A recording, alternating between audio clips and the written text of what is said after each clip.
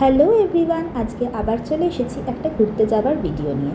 তোমরা অনেকেই ভাববে এই মেয়েটা মনে হয় সারাক্ষণ ঘুরেই বেড়ায়, কিন্তু না, ব্যাপারটা সেরকম নয়। আমার স্কুলে এখনও গরমের ছুটি চলছে, সেই কারণে আর কি টুকটাক একটু ঘুরে নিচ্ছি।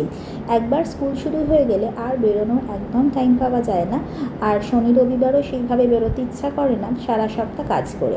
কদিন আগেই দেখলে যে আমরা পুরী থেকে ঘুরে এলাম, তো আজকে আবারও চলে এসেছি হাওড়া স্টেশনে।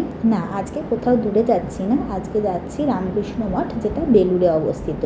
হাজারো বার এসেছি এই রামকৃষ্ণ মঠে ছোটোবেলা থেকে, কিন্তু যতবারই আসি ততবারই মনটা যেন একদম শান্ত হয়ে যায়।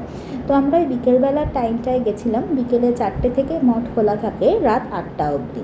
তো ঢোকার আগে আমি একটু আইসক্রিম খেয়ে নিয়েছিলাম, আর ভেবেছিলাম যে মঠ মনে হয় বেশ ফাঁকা ফাঁকাই থাকবে কারণ গরমের সময়, কিন্তু এখানে এসে দেখলাম বেশ ভিড় রয়েছে, কারণ ওই বললাম না গরমের ছুটি চলছে, অনেক বাচ্চারাই তাদের মা বাবার সাথে ঘুরতে এসেছে। আর এখানে এসে কিন্তু সেরকম কোনো গরমও লাগছে না, এত গাছপালা, পরিষ্কার পরিচ্ছন্ন একটা জায়গা। তো আমরা ভেতরে ঢুকে অনেকক্ষণ বসেছিলাম, কারণ আমাদের রামকৃষ্ণদেবের দীক্ষা নেওয়া, আমার আর আমার মায়ের দুজনেরই। তো সেই কারণে অনেকক্ষণ বসে টসে আমরা গঙ্গার ঘাটে এসেছিলাম।